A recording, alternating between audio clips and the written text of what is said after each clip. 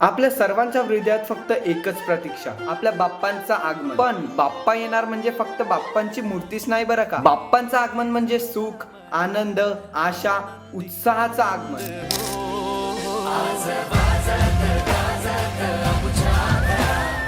आले हो गणपती आले, सणा साजरा झाला हा आज खरा, घरात गणपती आले. आगमन तर झालंय, तर चला तुम्हाला आमचा डेकोरेशन सुद्धा दाखवतो. यावेळेस आम्ही साक्षात तुळजापूरच्या तुळजा भवानीचं डेकोरेशन केलं.